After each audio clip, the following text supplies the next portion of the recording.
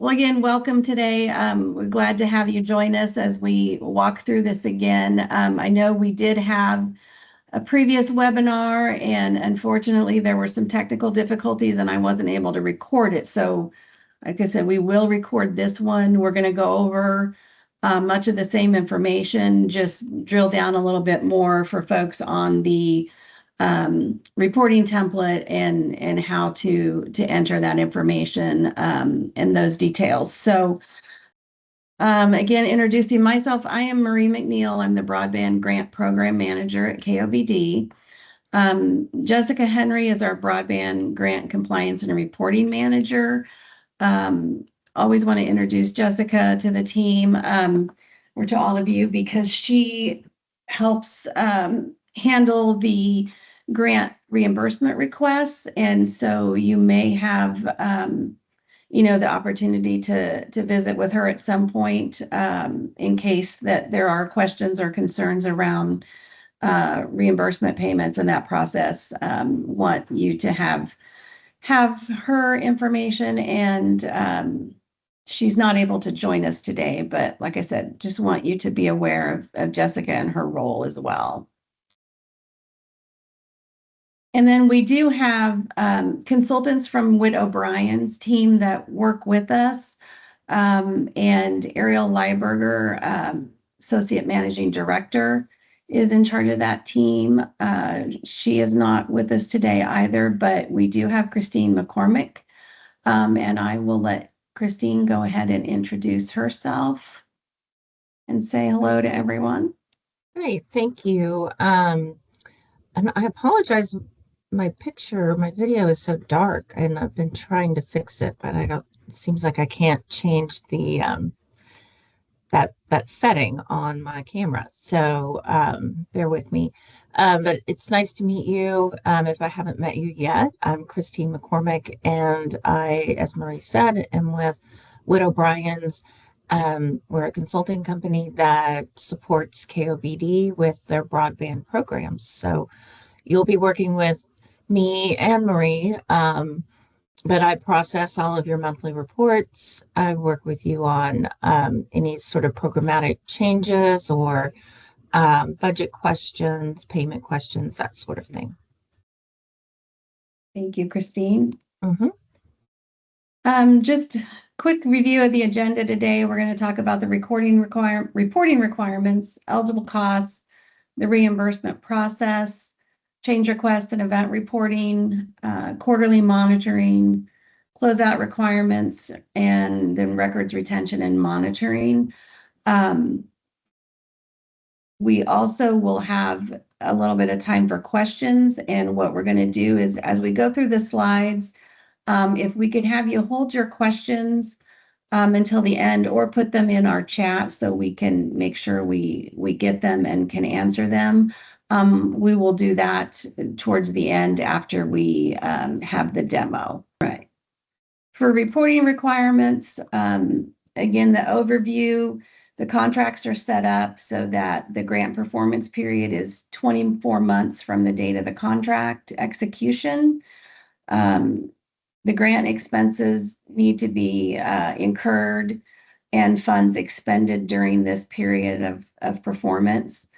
We do allow funds to be expended for allowable costs that are incurred after December 31st until the end of the performance period, subject to our approval. And one of the reasons that we do that is, if for some reason, you're laying fiber and you had bought fiber after December 3rd and wanted to use that, then you would be able to do that, with our approval and be able to expense that portion of the cost of that fiber that you use on the project. So that's one example, and I think one that we see probably more frequently with the infrastructure projects. In terms of the sub-recipient requirements, we ask you to submit monthly program and financial reporting to inform KOBD if there's any recipient organization changes or you find that you need to have some material changes to the project. And like I said, we'll talk about that more in detail in a few slides down as to what is proposed material changes and what that process is.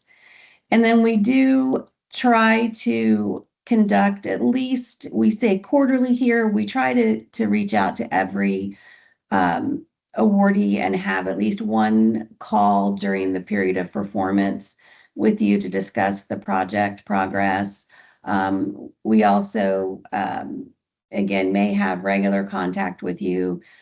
Christine may have regular contact or will through the monthly reporting. So it just kind of depends, but we do at least try to reach out and have that call once during the 2-year period of performance. And then when the project is completed, we do ask that you submit a closeout report within 45 days. And we'll talk a little bit more about that information in future slides here as well. Report submission, again, it's required every month, even if you're not requesting a reimbursement for that month, because part of that template involves, as you, I think, have seen now in the ones you've received, that we ask for monthly progress on how the project is advancing. And so we want to get that information to make sure that you're on track or that we can address any concerns or issues as they come up. We do recommend that you request reimbursement every month just because that supports, a timely review for us and cash flow on your end. So you do not have to do that, but please know that that's preferred if you can. I know that we oftentimes have folks maybe bundle it up a couple months or so at a time, just if they don't have a lot of expenditures. And again, that's fine. So if you run into any questions about that, you can always feel free to reach out and contact us. Beginning with the April 5th reports that'll be due, we will be, as I said, using the Department of Commerce portal to do that. It's the same portal where you submitted your applications. For those individuals who created the application, you should already have your login and password set up. If you have individuals on your team that will be submitting the reports that did not create the application, they likely don't have an account in our portal, but they will be able to sign up for one and get that set up. So, and we'll kind of talk about that in the demo. The reports that you submit, there's really 3 components mostly: the monthly reporting template, invoices and proof of payment for your allowable expenditures. And then we often ask for success stories as the project goes along. We love to hear those, and we love to be able to share those. So we always encourage you to provide us any kind of success story.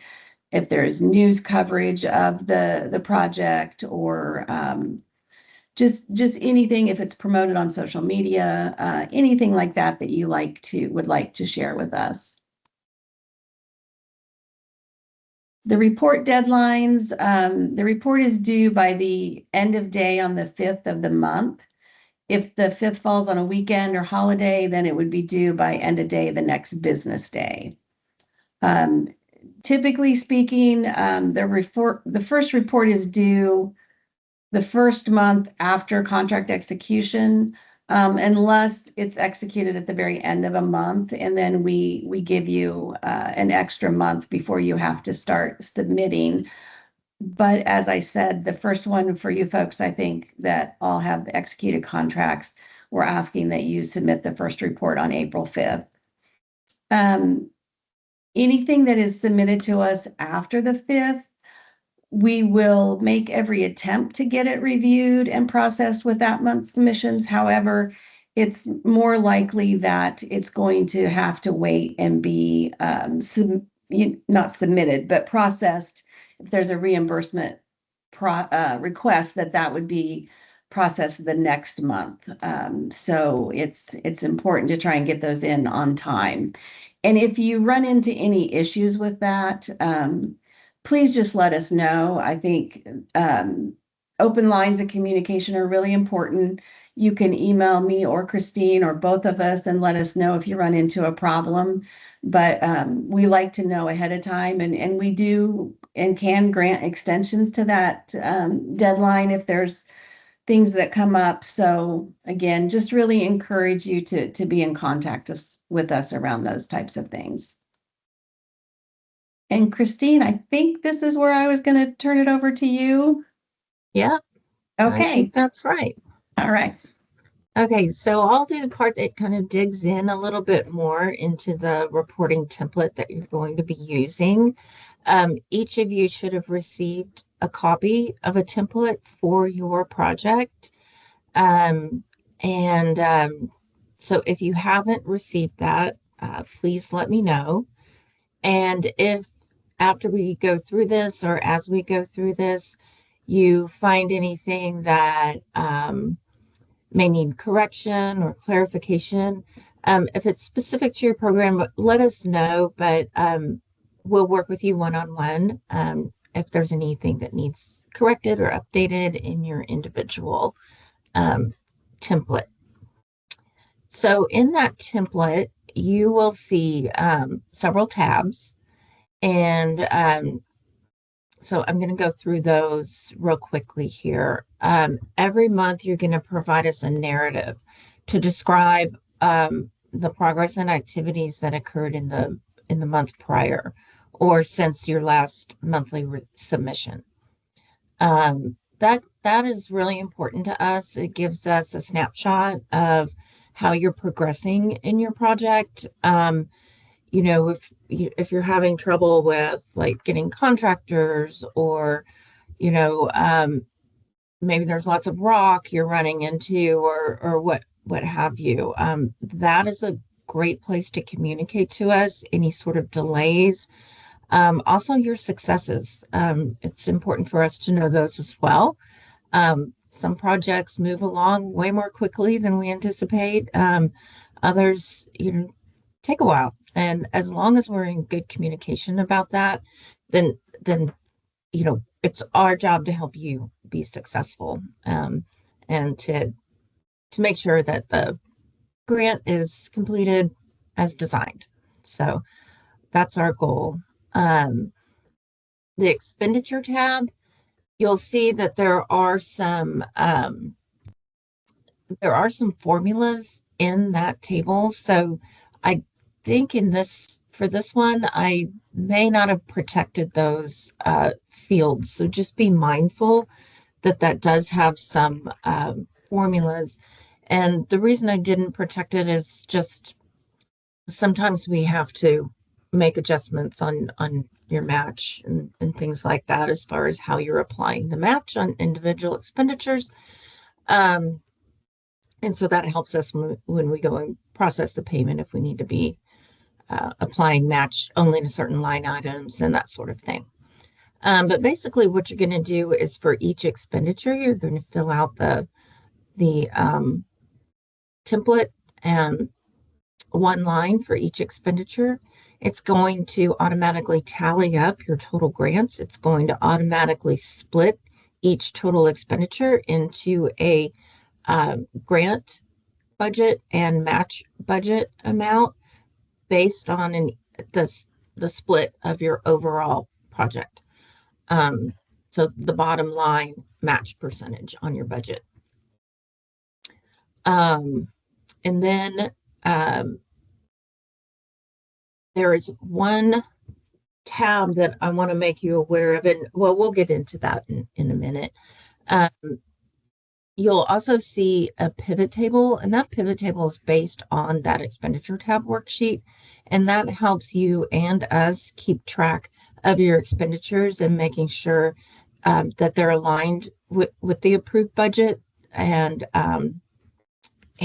that we're not going over in the approved budget categories or line items. We put a copy of your approved budget in there. that tab should be locked down um, because we want to make sure that we have the original complete approved budget in there. If during the course of your program, of your project, KOBD approves an amendment of that budget, we'll add that new budget in to a new tab on your template. And then we've added your bill of materials from your original. There's a tab for your completion status. That's another area that we look at monthly to monitor progress and make sure that everything's moving along and timely. And then the location data, we'll go through that in a little bit in more detail. And metrics or anything that is stated in your project, approved project, and just reporting your progress towards those goals. And then there's a tab that has project changes, and that is giving you instructions on how to request changes and make KOBD aware of any sort of changes or requests related to your project. Okay, so I already kind of talked about the program narrative, but this is where you're going to give us an update of the progress made on the project and describe your successes and challenges. I do want to call out one thing, though. In the template that I sent you, it starts with April 5th because that's the first due date, but the actual instructions are that, for example, for your report due on the 5th of April, you're going to report any activity during the previous month or since your agreement has been executed. So I'm going to ask you guys, and I'm happy to do it for you if for some reason you can't do it or it's not working, to simply add some rows in there, add enough rows to copy that row from where it has the date all the way down through that text box, and just simply copy it and then insert those copied cells above and type in 3/5/2006. Is that right, Marie? Yes. Yes. Okay. And I think I thought of this after you and I had visited, and I think also if we receive any reports and you've put it into the April 5th, 2026 box, we can correct that when we get it, or Christine and I, Yeah, can make sure that that's correct. So, a good point. if you're not sure what to do, or don't want to mess with that, I think it's okay to go ahead and put it in that April box and cell, and then we'll fix it once we get it. And then we'll send it back to you, or Christine will, and then you would need to start using that one from the May submission forward. So yeah, that makes sense. It's a good solution because Excel can be tough to edit in. Yeah. All right. Right. All right, so this is the expenditure tab. This is probably going to be where you're doing most of your work. So you'll see for each expenditure, you're going to put in the invoice date, a description of the expenditure, and that description should elaborate a bit on the next column, which is the category of expenditure. It should just provide a little bit more detail. So your category of expenditure is going to align with the line items approved in your budget.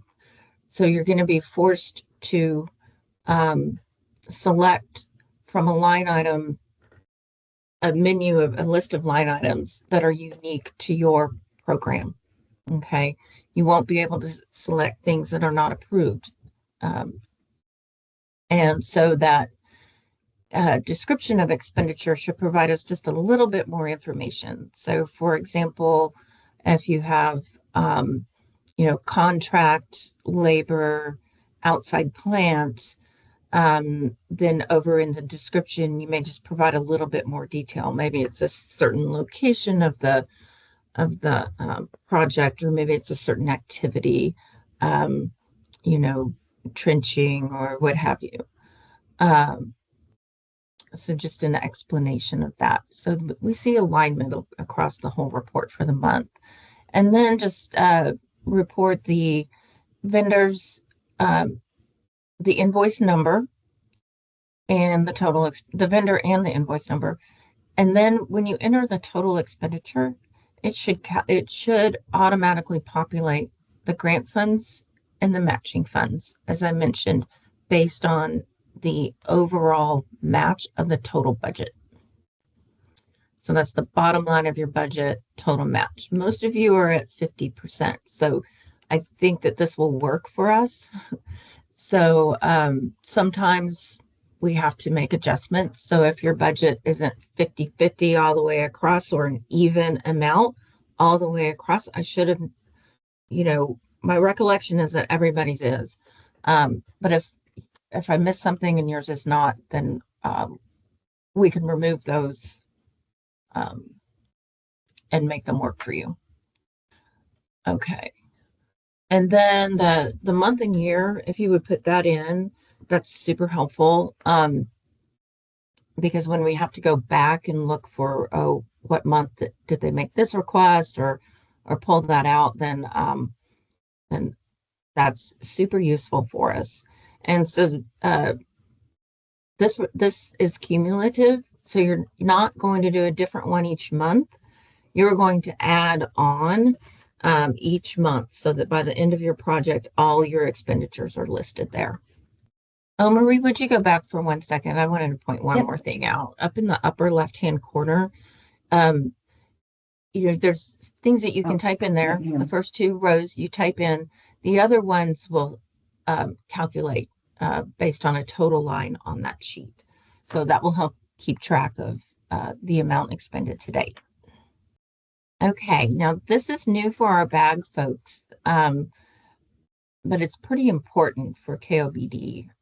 This is a location data template.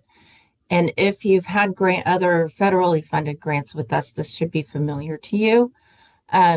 This is a breakout of data by FCC location ID. So let's see, overall, the blue is instructions. The light green are required fields. And then the dark green, they're required, but only conditionally. And the condition on the first one is that if you're not doing fiber or one of the options of the technology type, then you just need to explain what it is. I don't think any of you will need to do that. The other 3 are, once your project's finished, you're going to complete those. So basically, while this could seem daunting, you're going to do it once at the front of your project for the approved locations. And so for each location that you're planning to pass, you're going to complete this information. It shouldn't change until the end of your project. Now, we know it may change, in reality, it could change when you're out in the field and you remove a location because it's not a real serviceable location, or you find something else and you have to add it. We understand that. But it's really not until the end that we need that full, data set of all the locations. So yes. And so in order at the end of your project, in order to provide those last 3 darker green boxes, you'll need to do some speed tests and latency and provide that information. Now, I think one question that would come up is, do we have to do that for every single location? And the answer is no. You can do a sample, which you'll need to do anyway for closeout. And, we can apply that general result, in general to all your locations for the project. Okay. All right. All right. Okay. On to the eligible costs then. As was explained in the guidelines, the approved expenditures or allowable expenditures are capital expenses that are directly related to your construction costs, to build the infrastructure, or acquisition of last mile infrastructure, to support, the project as you applied for it, and as you'll build it. So again, last mile is defined as that final leg connecting the service provider's network to the end user's on-premises equipment. Middle mile expenditures in this program are only eligible if they are necessary to provide the last mile services. So this bag does not allow for just, again, building of a middle mile infrastructure.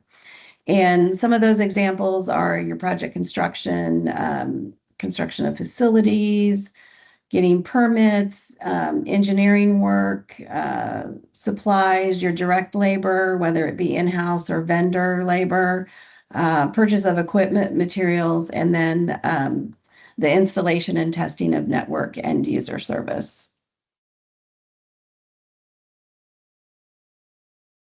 Again, the eligible costs, they must be incurred and expended during the grant performance period, be included in the approved budget or within the allowable 10% threshold by category, unless a formal budget revision is submitted and approved by KOBD.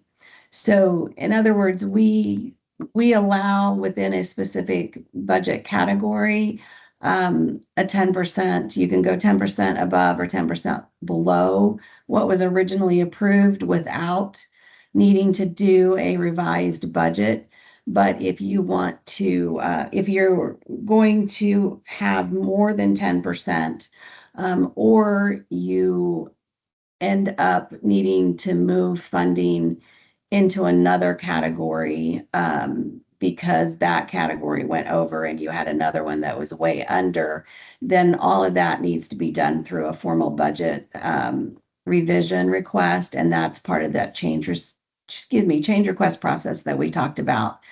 And sometimes I know Christine can tell you that you get to the end and we do need to do a revision right before closeout, just so we make sure that your expenses are aligned with the approved budget. And so that is fine. And that's another reason that she has that tab on the monthly reporting template that shows you how your expenditures are lining up against your categories, so that we can kind of watch that and see if there might be a need coming up for a budget revision. And then I want to clarify this, because I think for anyone that attended the earlier one, that there might have been some misinformation that we didn't get corrected. But for the BAG program, since we're partnering with KDOT on this and needing what we need for your submission of supporting documentation for your expenditures is the actual invoice, proof of purchase or payment, time and effort if you're charging labor costs, or other supporting documentation. So that's very important that you actually provide that information to us each month when you're requesting reimbursement. And reimbursement process. KOBD does withhold 10% of the total grant amount until you reach final project closeout.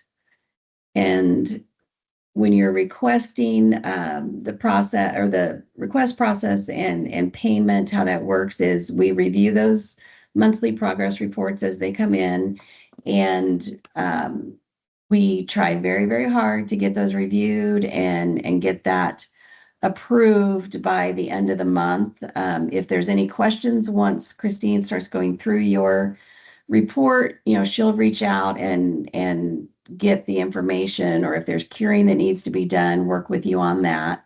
So those are situations where it might have to be pushed to the next month. Also want to make sure that you understand that we review that information and we approve it, and then we send it actually to the Department of Transportation, who is then responsible for actually initiating the payment. So once we provide that approval to them, we unfortunately then don't control any timeline after that in terms of how soon they're able to get that reimbursement payment initiated. And then it does have to go through the state accounting, centralized accounting. So, that process can take a couple of weeks. So just want to set expectations for that we again try very hard, and KDOT does as well, to get those processed and paid within the month that you submit it. But I think generally speaking that we're probably running I want to say maybe at least 45 days. So you might not get the payment until into that next month. And then our preferred payment method is ACH. I think everybody got back to me with that information when we were working on the contracts. So that's all set up for you, and that information is provided to KDOT. And then again, just a reminder that we are here to help you. We can do, phone calls, emails, any kind of technical assistance that you might need as you start this process, because I know it's new to a few of you. And Christine or I will reach out if there's any additional information or documentation that we need to complete our processing of this and keep your requests moving through to KDOT and everything. And then the change request and event reporting. Again, material changes are those that are more along the lines of the scope of work change or something like that. And we've got some examples, I think, on the next slide, but these require approval from KOBD before you make the change. If you go ahead and make a change without having our approval, then we may review it when we become aware of it, and it is possible that for some reason those expenditures could be deemed unallowable, and you might not be reimbursed for them. So again, that communication and letting us know and getting that approval ahead of time is very important. When we get these, we do try to provide an initial response within 3 business days, and let you know, that we're reviewing it. We may have already reviewed it and been able to get you a quick answer back, but we do try to work through those as quickly as we can, because we do not want to hold up your project. And the form is also available online. There's a link here on this slide that we'll be sending out. And as Christine said, there's also information on a tab in your reporting template where you can find the link to the form and everything as well.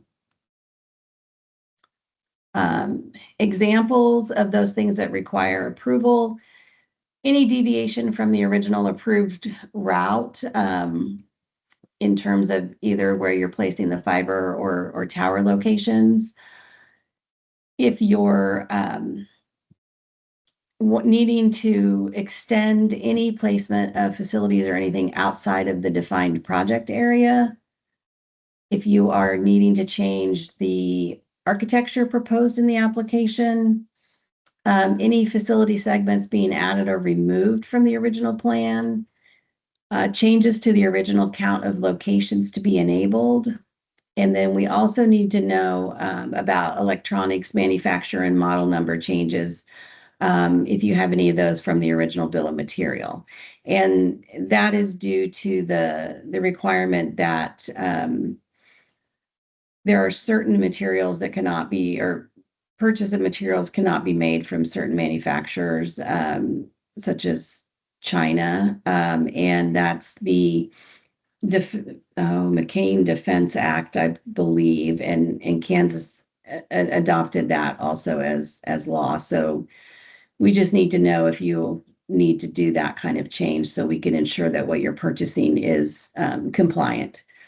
And then again, any budget variances that exceed 10% in a budget category. We do ask when you submit a change request that's going to involve a budget change that it will help us process things quicker for you if when you submit that change request, you go ahead and submit the modified budget as you're proposing it to be when you send us that form. And then there are certain events that we would like to know about as well. If they happen during the course of your project, we ask that you notify us within 10 calendar days if there's any significant changes to the organization's financial position, if you have changes in ownership or control of the organization. And then what we see sometimes, probably more frequently, is maybe updates to key project personnel or changes to contact information of existing project personnel. We do want to have that information so that we always know who we can reach out to should there be questions or concerns come up. That is also a form that's available online, and the link here is in this slide. Quarterly monitoring. As I said earlier, we do try to set up meetings with you up to 4 times a year. More likely, it's going to just be at least 1 time a year. We get together. They're usually pretty short meetings. We just ask for an overview of the project status and what progress you're making. Talk about any project-specific technical assistance that you might need, whether that be around the financial or reporting or anything else. And then give you a chance to share any achievements and concerns that you might have about the project. And I believe I am going to switch it over to Christine then to talk about the closeout requirements. Yes. So the closeout, when we get there, it seems like it's really far away, but for some of you it won't be, and it'll go by pretty quickly. There's several things that need to happen in order for us to be able to completely close out your grant. So as Marie mentioned earlier, the 10% that we hold, we're going to hold that until all of these things are complete. And so one of those things is a field validation visit. This is someone from KOBD will come out and look at the build and have all of the, have the checklist and a task list that you'll get beforehand. It's a great opportunity for KOBD to see the work in the field and get a visual for the communities that you're serving and that sort of thing. It shouldn't be burdensome to you. It's 2 to 3 hours one day, and just want you to show KOBD just validation that the things are where you said they are. It also gives you an opportunity to share anything else you want. So that's one piece of the puzzle here. Then there's the closeout report, the submission to KOBD. It's the same template we just went through for your monthly report, and you're just going to do it. You're just going to summarize everything up and do one last summary report. So just one summary narrative. The location data, which we already went into, so you're going to add those extra columns of data. You're going to provide an as-built KMZ map, both a public and a private version, just like you did for your application of your proposed project. This will be an actual build with the polygon, with what was actually built to, and we're going to compare that to the agreed upon build from the application and any sort of approved changes that happen along the way. Um, you're going to conduct speed tests for and latency for 5% of your total locations that you've passed. You can do more, um, but you can't do less. So we'll be looking at those to make sure that they meet the um, what you said that you would do. So you're at a minimum able to provide. They could be like if you're going to provide um, 100 symmetrical up to 1 gig symmetrical, at least one of those tests needs to be for the 1 gig, because we need to be able to demonstrate that you can provide the maximum that you said that you would. But we need to at least provide the minimum required by your grant agreement. And for some of you, that might be 1 gig. So, um, and then your final metrics on that metric tab should match agreed upon metrics plus any approved changes. And then your final expenditures. So your expenditures worksheet, as I said, it's cumulative. So in your final report, it should have everything on there that you've expended. Sometimes we're under budget, sometimes we're over budget. And so you can report additional expenditures. KOBD cannot pay additional expenditures because they have not allocated any additional grant funds. But what we will do is attribute those to additional match. And we want to recognize what you've done, and that helps KOBD share, with their stakeholders, actual costs, and share information about how those projects go on the ground. Then again, success stories. We really like to hear those. Those are things that we can share to keep this program running, to keep stakeholders invested in it, and to share, the real impact that you guys do have on your communities.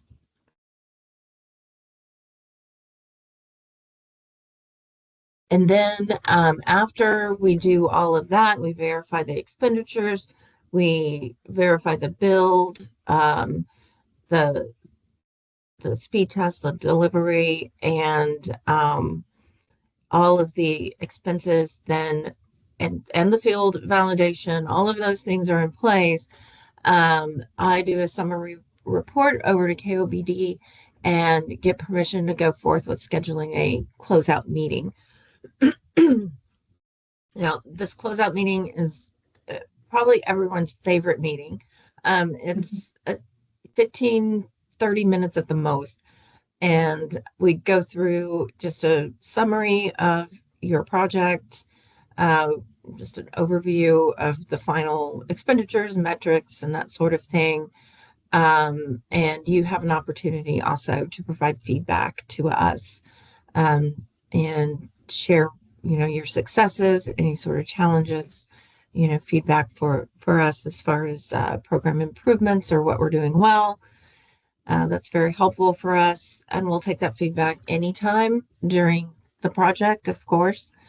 Once that project's complete, then we will release that final 10% payment, or whatever amount is owed, and that'll process with the next batch of monthly payments.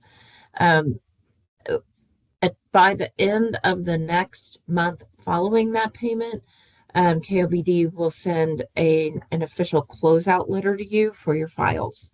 And so that will say what you expended, what the grant was, what your project period was, and provide you with information that you might need in case of audit.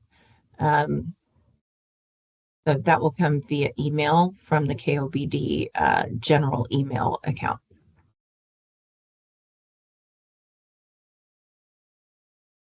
And then for records retention, you're going to want to keep that letter and all of the documentation that you've provided to or received from KOBD for a period of 5 years after the end of your performance period. So if you end earlier, like right now, your performance period is 24 months. If you finish this project in 15 months, that letter's going to have an earlier date on it. So you'll maintain it 5 years from that end of performance period. KDOT, as Marie mentioned, KDOT is the has oversight over the program, so they actually conduct audits of BAG. Right now, they're about 2 years behind. We don't know if it's going to stay that way, like not behind, but they're auditing programs that have been closed for 2 years at this point. That doesn't mean they're behind. Sorry, but there's always a lag between closeout and audit. So just wanted to share that with you. So in case anything comes up, things do come up. Primarily, though, KDOT is working with KOBD, and KOBD is providing them what they need. I don't think we've even had to reach out to our subrecipients for anything. But that's why that clause is in the contract, that requirement. All Okay, right, well, Marie? we will switch over. I know we may be running a little bit short on time, but I'm going to stop sharing and switch over to the grant portal here real quick, and we'll run through that. So again, this is the same portal where you should be familiar with for those of you that completed the application. We'll make sure everybody has the login. Right now, I'm going to do this demo in our test environment. Just so you know, it should look the exact same when you log in to the actual environment, though. But you'll come to the login page, and if you already have your account set up, you'll put in your credentials and log in. There's the forgot username and forgot password options if you have any trouble with that and need to, either request your username or request a new password.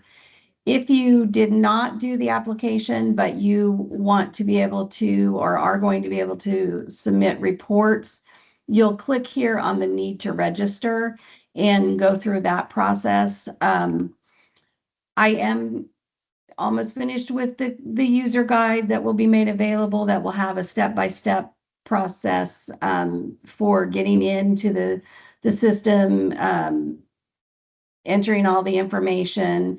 There will also be a section on there that talks to you or shows you how to create your account, how to link it to the organization account if that's necessary. And again, just want to stress that if you have any issues with that process, there is a email here on the front page, this KDC_Salesforce .admin@ks.gov. You can feel free to email them and request assistance, or you can certainly reach out to me or to our KDC_Broadband@ks.gov email, and we will absolutely help you work through that process. But it usually, I think, goes pretty smoothly. So once you log in, you're going to show here, be at the home page of our portal. And from here, as you can see, there's a module for grants where if you're applying for something, what you're going to need to do for the reporting is come over here and click on reporting. And then that'll take you into the report module. And I have some of this already set up just so that we can kind of go through it pretty quickly. So once you hit report, click on reporting, you're going to go into the reporting module. And what you'll see then, where on the previous grants page, this might have said accepting applications or application review or something like that. You're going to see these different icons for the different commerce programs, and you'll look for the icon for broadband reporting, and it'll say accepting reports. To get in to actually create a report, you will click on this Learn More and Report button. Once you do that, you land on kind of this main screen for broadband reporting. This is set up so that multiple grant programs under KOBD can use the same reporting process. So you'll see anyone that has a bag grant, whether it be bag 3, 4, or 5, you will use this process. Anyone that is here that might have a link project, a previous one with us, and you're still reporting, you would use this same area as well as any of our digital opportunity programs. To initiate a report, you're going to click on the Report Now button. And when you do that, let's see here. Of course, now this is going to be in the way. Okay. Let me try and get that out of the way. Then you're going to get a pop-up screen here, and it's going to give you some instructions about certain situations and have some links if you need to update information or have your account isn't linked or something doesn't show up correctly. But we're going to assume all of that for this moment is fine. And so you're going to come down here to this organization reporting. You should have a pick list that shows up that has your organization name in it. And so you would just select that.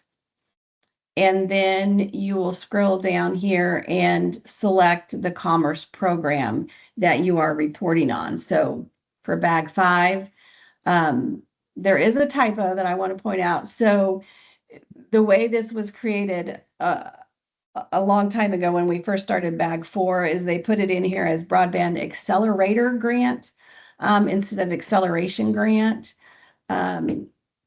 Because of the connections and things behind the scenes, they're not able to fix that. So just know that when you're selecting your program, you're going to need to look for the bag grant option here. And you'll select that, and then you hit next. Once you do that, you're going to come up to a screen where it's going to ask you to just confirm that this information for your organization is accurate. And that's just kind of a double check to make sure before you actually get into submitting a report that everything is lined up and you've got the right account. If it is, you just select yes here. If it's not, there's an option to say no, select another account. It'll take you back to select a different account if need be. I don't think that's probably going to be an issue for anyone, but. And then you're going to select monthly report or closeout report when you get to that point. So you'll have 2 options there, monthly or closeout, and you'll select monthly until you get to the closeout. It's going to ask you to input the report due date. Again, that'll be the 5th of each month. And then the project name that you're reporting on. So this project name should match what you named the project in your application. And that will help us make sure that we are tracking along with the right project that you're reporting on. Now, for bag 5, since those applications were created in this portal, again, if you were the user that created that application, then you should see that awarded applications show up in this list. If you did not submit that application, then it's not going to show up, but that's not an issue. You could still create your report. If it does show up there, you'll put a little check mark in the box by that application ID. And that just helps on the behind the scenes to link that report specifically to that application. But as I said, that's not necessary in order to create a report. So if you see it there and you mark it, you select yes, and then you would hit the next button. If you did not find it there, then all you need to do is select didn't find, continue with create report, and click the next button. Then you're here at the landing page where you actually start the report. You click start over here, and that'll take you to the first screen. And they have made some improvements now. So the entire report, everything you need to enter is on one screen. I left a couple of things blank here because I wanted to point out a couple of things. So the required fields are marked with a red asterisk, and the field, if it's required and it's not filled in, then it is red, and then once it's filled in, that red will go away. One thing that is a little bit different than what we've seen before is you may see this error that says you must select the city, zip code, or county displayed. So this is specific to these three fields. And when you start entering the county, you're going to see, or one of those fields, you're going to see that blue line start to go across there. And then it'll drop, you'll get a drop down. You have to select that option. If you don't, then you're going to see that error and you'll just have to go back and retype it, and then, select that. So if I take that out, for instance, that error shows back up. And then as I start typing, it's going to display a list, and it will help you narrow down your options there. So I wanted to point that out. The rest of the questions, for anyone that has been through this process with Submittable, it's very, very similar. In fact, it may be the exact same questions. You're going to enter the report period that you're submitting the report. So this is the month that you're submitting the report for. So this is the month that it is actually for, the month and year that the report is for. So in April submission, you're going to put March of 2026. It'll ask you to put the reimbursement amount that you're requesting. If you are requesting reimbursement, you would say yes or no here and then enter that amount if you are. If you say no, you're not going to have an option to submit a dollar amount there. You'll select the date it was submitted or that you're going to submit it. You'll enter what your amount of grant and expenditures are for that reporting period, as well as how much you have in match expenditures for that period. It will pre-populate these gray areas based on, or gray fields based on your account profile. And then the other couple of things that you need to do, you're going to certify that everything that you've provided in this report is true and accurate to the best of your knowledge, and that you understand that your organization is responsible for maintaining all accurate records of these expenditures.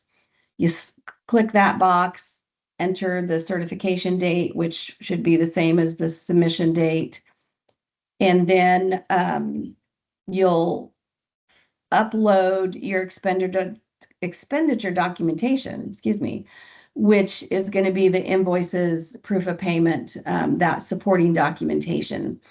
And that will need to be combined all as one PDF, I believe. I will double check that and make sure I specify that, because I think we set it so that it has to be one. This multiple uploads allowed here means that you can upload multiple documents, but it replaces the previous one, I think. So again, I'm gonna still doing some testing on that, so I will make sure and clarify that in the user guide. I do want to show you how to upload a file and how this, I think, has changed a little bit maybe from when you submitted the grant. But you'll have a button here. If there was no file, it would say upload file like this one. And so you click on that. You can drag and drop files, or you can click this upload and it'll take you to somewhere on your desktop that you can select these documents. Once you do that, it's going to show you that it uploaded, and it's going to, so you click done. And then as soon as that happens, you're going to see that document right here. If you realize at this point that you have selected the wrong document, you just hit this little trash can, delete it, click upload files, or drag and drop the right one, and then click save.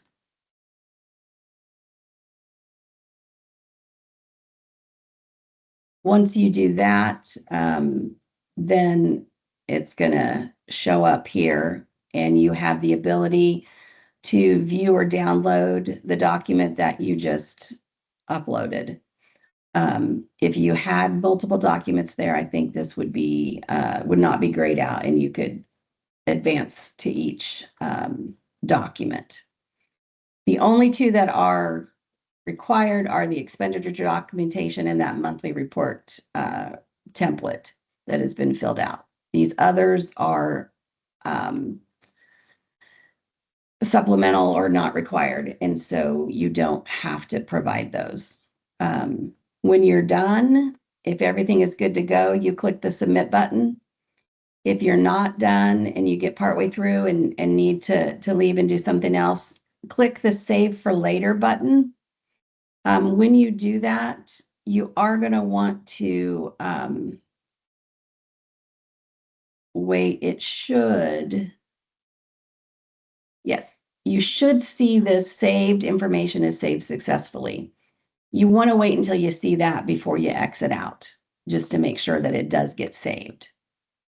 And I know we are probably past time now. I apologize. But that is how you submit it. Show you one other quick thing if folks have a minute. Once you have either saved it for later or submitted it, you can still go back and access it. And when you're on this home screen of the portal, you click on my reporting.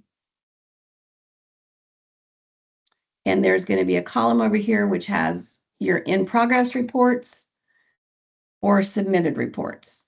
To look at those, you're just going to click on the blue button. And if it's a submitted report, you're not able to edit it or do anything to change it, but you can view it by clicking on this view button. So I'm going to stop sharing now, and I apologize. I was not able to see the Teams screen while I was doing that. So again, apologize that we've run over. It took a little bit longer than it needed to, or we planned on it to, let me say it that way. For those of you that are still with us, do you have any questions? I see there is maybe one or two or there's at least one in the chat. So maybe we'll address that one. And then if you do have any questions, please feel free to come off of mute and ask your question. And Anissa, you said, I'm curious to know if invoices, receipts are rounded up automatically.